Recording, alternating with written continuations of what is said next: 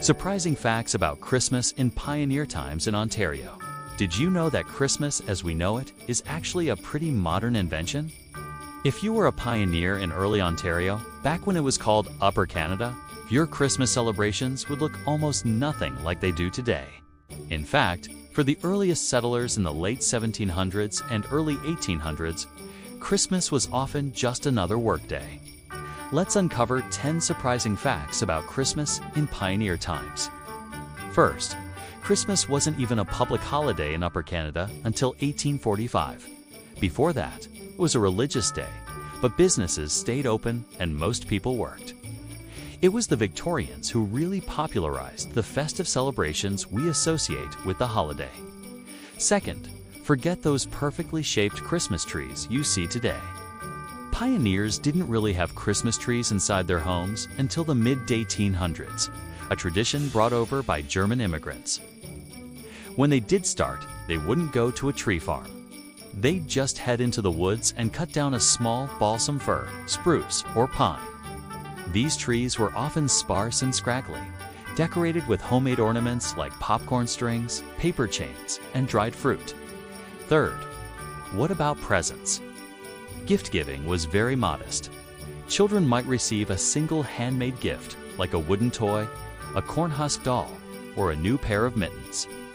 Oranges and nuts were considered a huge treat and were often the most exciting thing a child would find in their stocking, if they even had one. The focus was on practicality and simple joys.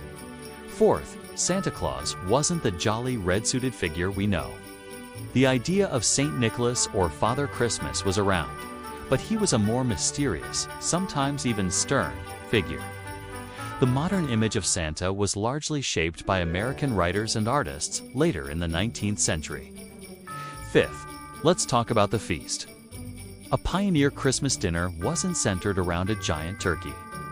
While they might have wild turkey, it was more common to have goose, duck, or venison. The side dishes were simple, consisting of whatever could be stored from the fall harvest, like potatoes, turnips, and squash. Mince pies were popular, but they contained actual minced meat, suet, and spices, not just fruit like today's versions. Sixth, Christmas cards weren't a thing. The first commercial Christmas card was produced in England in 1843. And it took a long time for the tradition to become widespread and affordable for the average pioneer family in Upper Canada. Instead, people would visit their neighbors in person to share holiday greetings. Seventh, Christmas lights.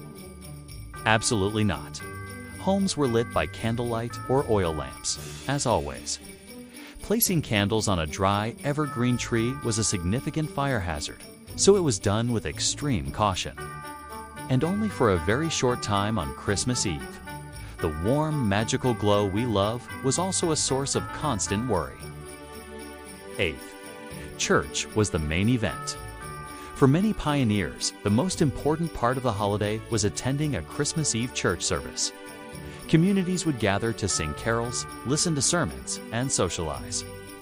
This was the heart of the celebration, reinforcing community bonds in the harsh winter.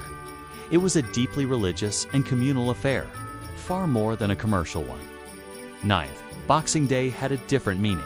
It wasn't about shopping for deals. It originated from the practice of churches opening their alms boxes to distribute money to the poor. For others, it was the day when servants and tradespeople would receive a Christmas box or gift from their employers as thanks for their service throughout the year.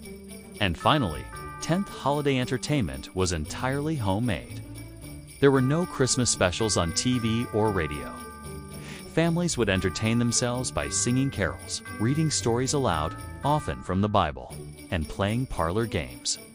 It was a time for simple, shared experiences, creating a sense of warmth and togetherness to get through the cold Canadian winter. So while pioneer Christmas lacked the glitter and abundance of our modern holidays, it was rich in community spirit, faith, and simple, heartfelt traditions. It really makes you appreciate the journey the holiday has taken. Thanks for watching, and if you enjoyed this glimpse into the past, don't forget to like and subscribe for more.